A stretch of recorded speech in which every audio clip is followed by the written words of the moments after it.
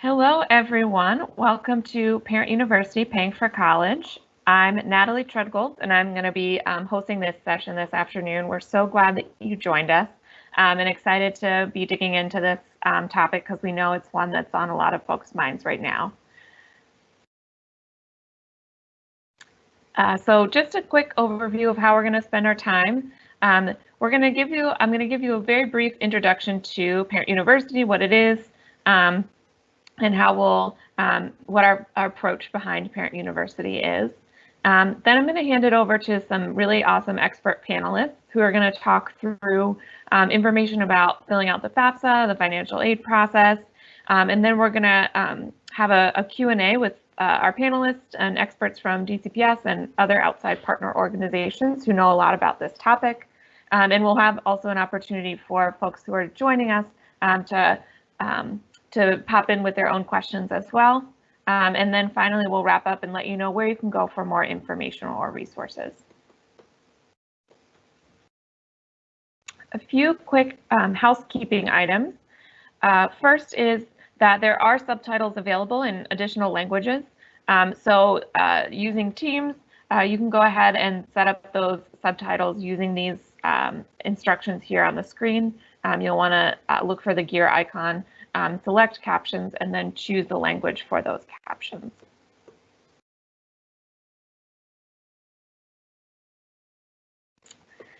We try as much as possible. It's hard with this virtual environment, but we try as much as we can to make this an interactive experience.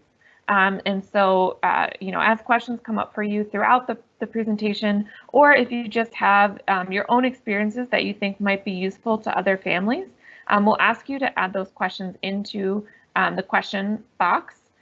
Just so folks know, we have a lot of questions coming in, and we try to focus on the ones that we think will be most useful to the group at large. So we can't publish every single question. We wouldn't be able to respond to it, but we'll do our best. And we'll also try to respond to those questions that we can't publish in the private chat feed stream. And then at the end, if you still have questions that haven't been answered, there'll be some resources and email address, a place to reach out if you would like to talk more. Just a reminder that we're all doing our best, so make sure as you're utilizing the chat feature to assume the best intention in others and accept that we're all doing the best we can. So a little bit about Parent University. Parent University is a project that my colleague, Taylor Stanley, on the Family Engagement team leads. And the idea behind it is that we want to connect families with information, with resources, and with each other in order to help them best support their child's education. The initial vision behind Parent University was a series of in-person workshops where families would come in person to hear from DCPS about various topics and to engage in interactive opportunities to hear from each other. Obviously, we had to take Parent University online in this new world, and while we missed some of the ability to interact, it's been incredible the number of people that we've been able to reach during this time, and so we're so glad that you've joined us. And you'll see at the end there's an exit ticket and an opportunity to reach out if there are additional topics that you think would be helpful to hear from us on. Please feel free to let us know. The beliefs that are at the foundation of Parent University that we want to share is one that families are the true experts in their child. This is not a series about teaching parents how to be parents. We believe that parents are equal partners in educating their child. And so the way that they do that is by playing these 5 specific roles in their child's educational experience. Families are communicating high expectations to their child about academic achievement and about graduation, college, career. Families are monitoring their child's performance. They're checking up on their grades, on their assignments, on their report card. Families are supporting learning at home. Oh my gosh, more than ever now with distance learning. Families, we couldn't do any of what we're doing now without families supporting that learning at home. families are guiding their child's education. This looks like helping identify schools that are a right fit for their child or enrichment opportunities. And finally, families are their child's best advocate when it comes to their educational experience. And so Parent University is meant to grant access to the tools, the information, and the resources that help families best play these 5 roles. And just a quick shout out to our partners at the Flamboyant Foundation who helped us create this framework.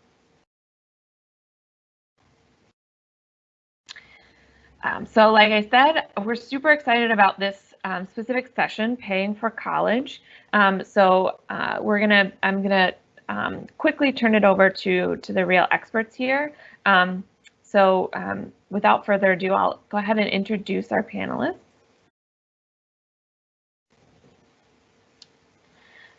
We are so excited to be joined by 2 of our college and career coordinators who are in schools working with students to support their path to graduation and beyond, and that's Symphoni Henry and Tenisha Jones. And then we have Melanie Fleming from the Office of the State Superintendent of Education from their disbursement programs. We're joined by Bernadette Astacio, who is with uAspire, which is an awesome nonprofit that supports students with resources to help them understand how to pay for college. Maisha Challenger from the Department of Education, and our very own Karime Naime, who is Director of College Prep at DCPS. So I'm going to go ahead and turn it over to Maisha for some great information about the FAFSA and other federal financial aid. Thanks, Natalie. Good afternoon, everyone. I hope everyone is staying safe, and I'm so glad you were able to join us.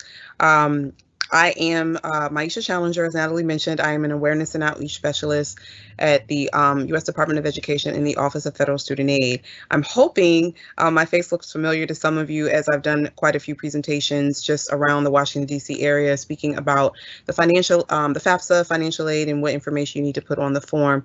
A lot of you are at home, and congratulations to the graduates of 2020, and some of you are trying to figure out how to get to school in the fall. And so I want to talk to you just really quickly about federal financial aid, the financial aid process, and what is the FAFSA, and information you need to fill out the form. So let's get started. Next slide. I want to go over a couple of myths, because I think that a lot of people have a lot of trepidation as it relates to filling out the form, or they're like, oh, what is it? What do they really need? I make too much money, all these different myths. So I want to do a couple of myths to share with you some information that might be helpful. Next slide. So here's a myth. My parents make too much money, so I won't qualify for financial aid. What do you guys think? Is that true or false? A lot of you hear, well, it's true. Well, the actual answer is there's no income cutoff, okay, when it's time to apply for federal student aid. Everyone qualifies for some form of federal financial aid. We'll talk about the programs, but there is no income cutoff. Next slide.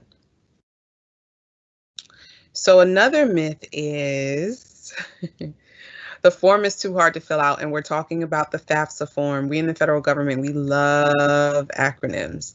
And we're going to talk about what FAFSA means, because every time I do a presentation, people are like, yeah, I know what it means, and 9 times out of 10, they don't. But after today's presentation, I will share with you what FAFSA is.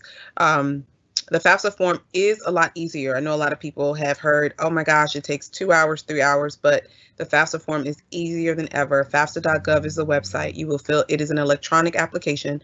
We do have it in paper form, but the majority of folks, individuals will apply online, and we encourage that. So FAFSA.gov, the form is easier than ever to fill out. Next slide.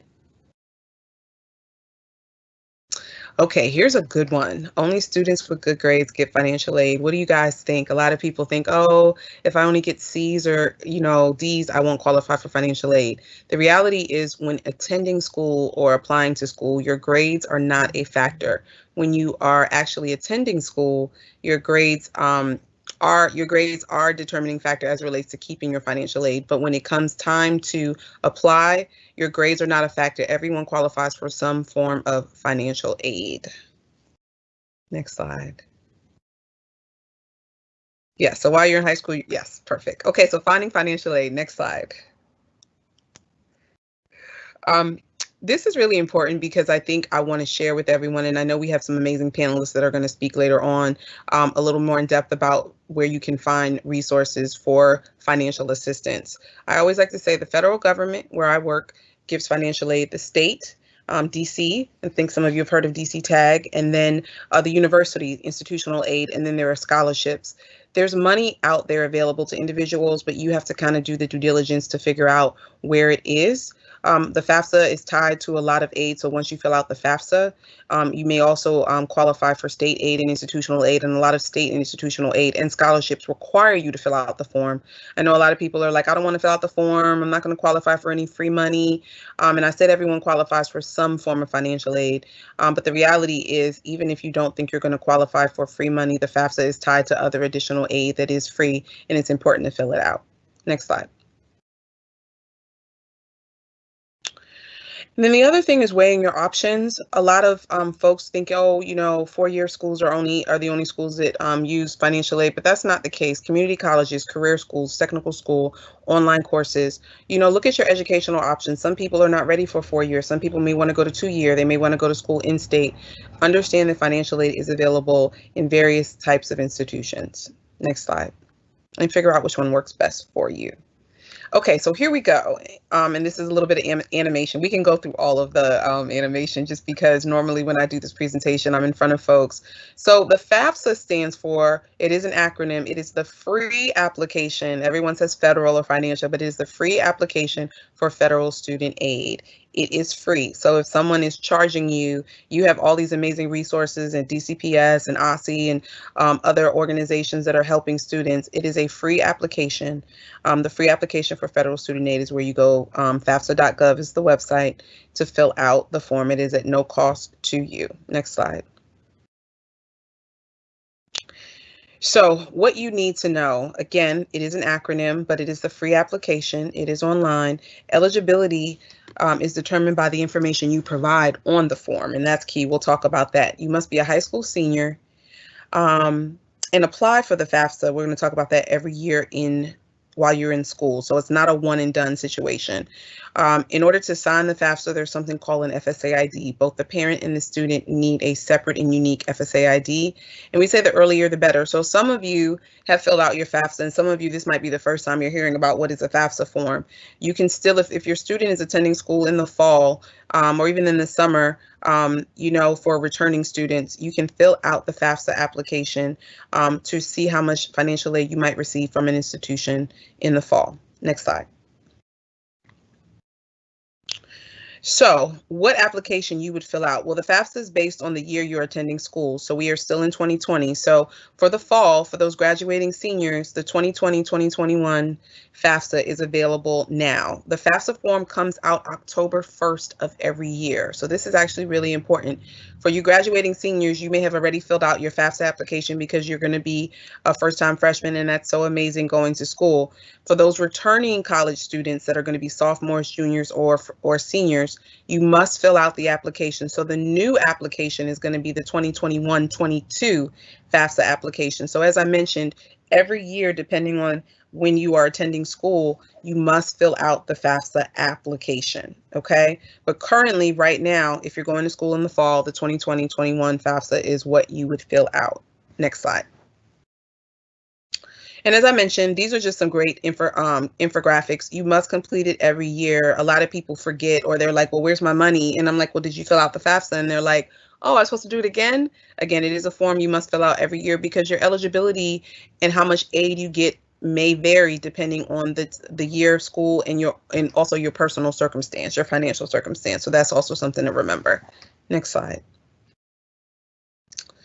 So as I mentioned, the FAFSA actually came out last year, and so we're not coming to the end, but for those, we're embarking on a new cycle based on individuals that'll be going to school next year, but it is available now. The biggest thing people need to know, there's a lot of personal information, your name, address, social security number. One of the main factors or eligibility requirements for financial aid is tax information from either you, the student, or the parent, or both.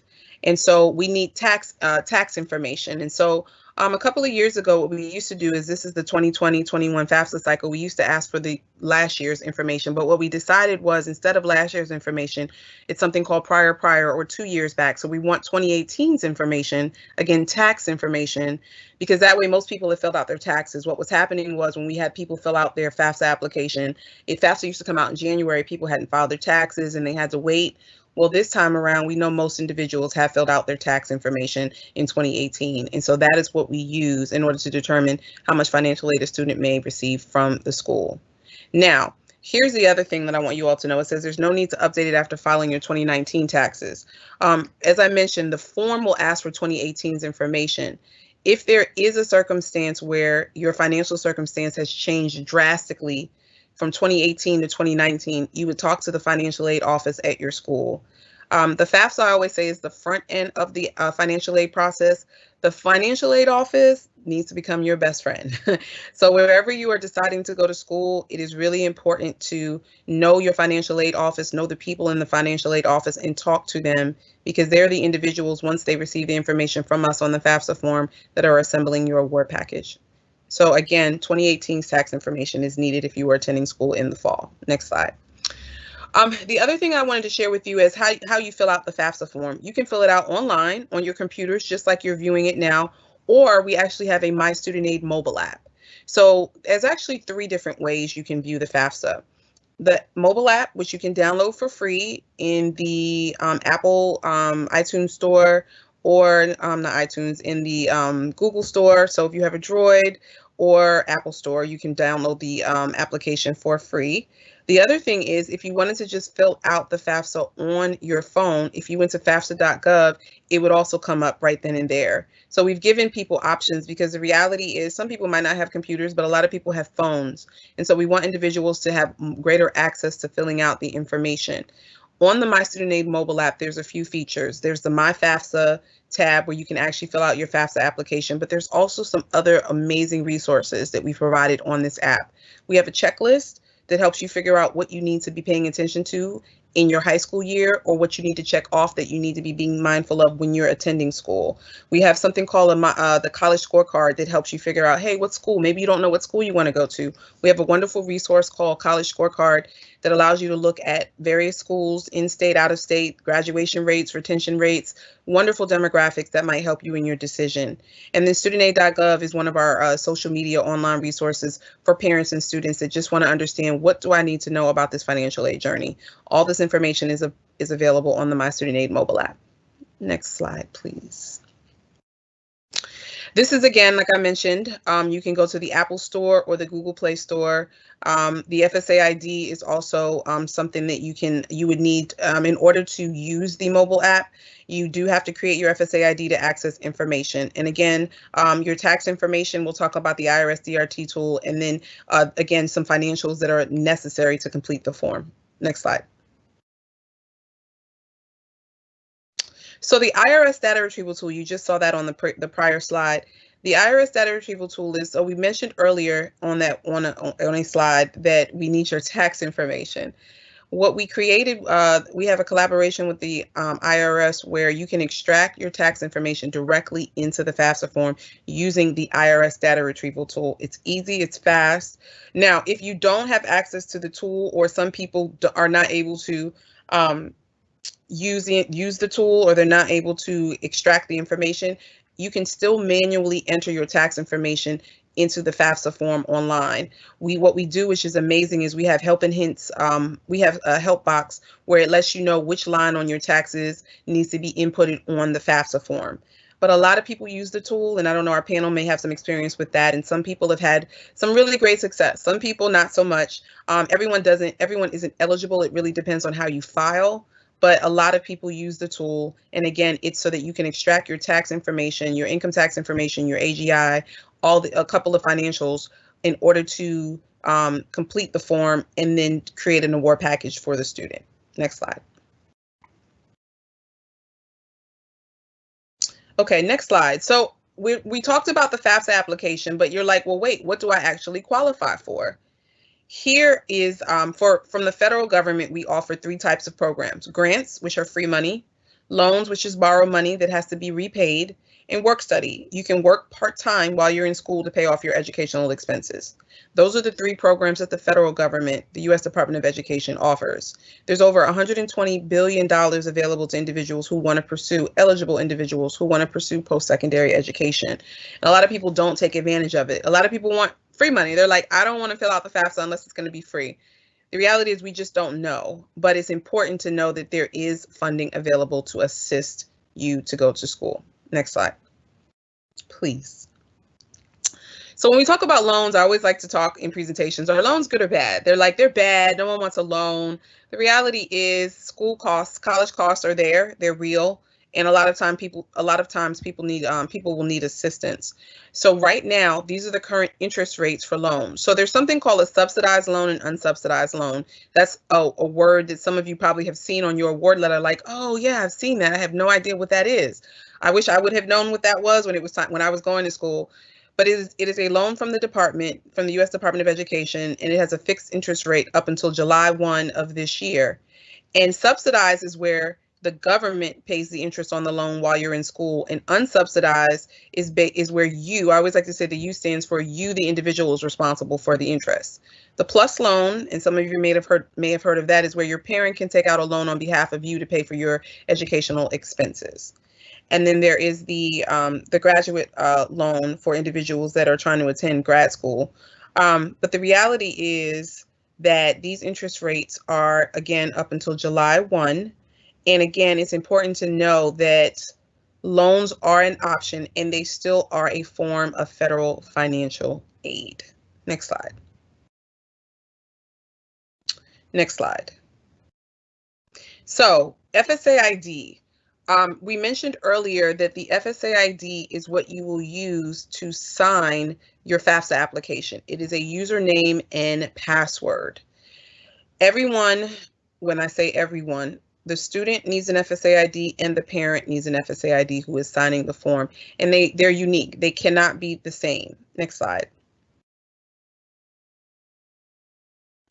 So here's some frequently asked questions. When you fill out your FSA ID, there's also some personal information that has to occur. They're going to ask you for your name and your social security number. And a lot of times that social security number has to be verified, but that won't stop you from actually completing your form. So once you create your FSA ID, you don't have to wait for the social security number to be verified. You can still submit a new FAFSA right away. There's an email that we ask for, and the email is so that if you forget your username or password, you can retrieve it. A lot of times we get a question, do I need an email to create an FSA ID? It's helpful to retrieve the information, but you don't need one. You absolutely can answer there's some challenge questions that you can also answer to help you create your FSA ID. What if I try to sign my FAFSA with an FSA ID and I get an error message? I'm sure a lot of you have maybe gone through that process as well. A lot of times if you get an error message, your name must be typed exactly how it appears on your social security card or on your FSA ID profile in FAFSA. A lot of times people will use nicknames, and we like to say use your social security card as a way to, as a marker for the name that should be used for the FAFSA. Again, and make sure your date of birth and social security numbers are correct. I have been to so many financial aid nights where I'll sit with a student for like 2 hours, this is true, and we can't figure out why they can't complete their FAFSA. And we go into their FSA ID and we look up everything, and then we look at the social security number, and instead of an 8, they had a 9. It's something just like that. So it's really important to go back through your profile and make sure your address is correct, your date of birth is correct, your social security number is correct. All of that is really important because that sometimes will create errors, an error message. Next slide. Do I need a social security number to create an FSA ID? Yes, you do need a social security number, your name and date of birth. Now, can you still sign your FAFSA form without an FSA ID?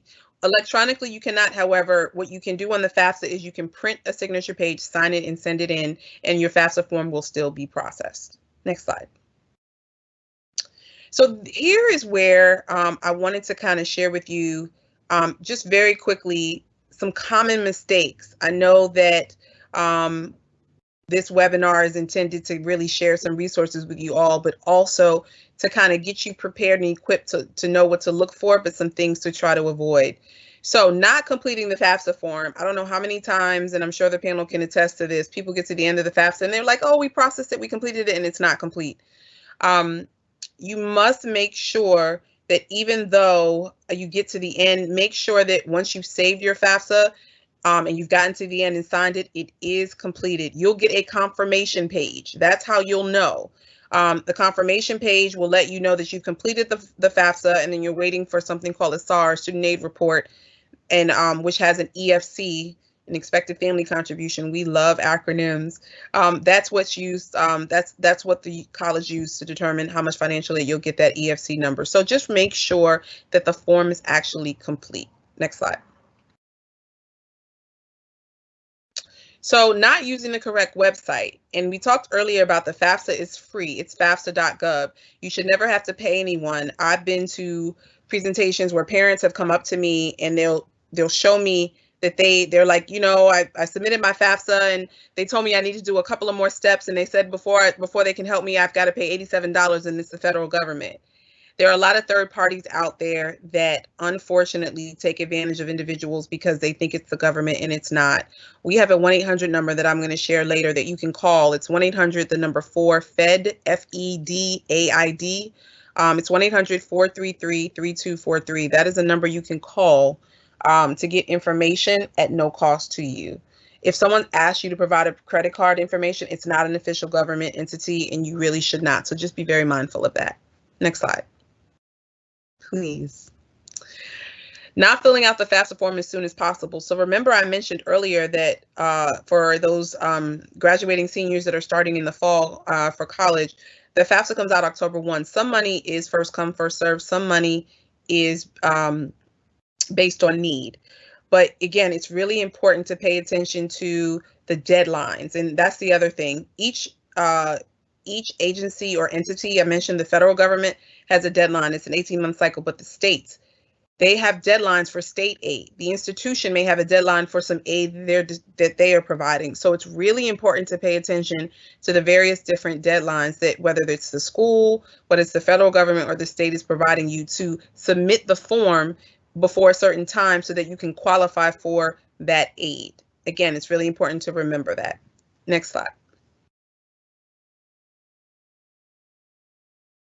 And as I just mentioned, not filling the FAFSA out by the deadline. So you should fill it out as soon as possible. I keep mentioning these state deadlines, but again, a lot of people don't realize there's a deadline and just do it.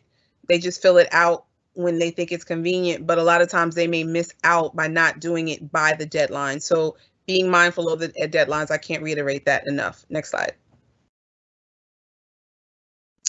So not using the IRS DRT tool. So I mentioned earlier that the schools, the IRS DRT is coming directly from the IRS. It extracts your tax information directly into the FAFSA form.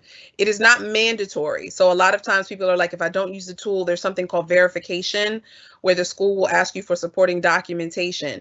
Some people are like, well, if I don't use the tool, will I be, pinged for verification? You don't have to use the tool. It's not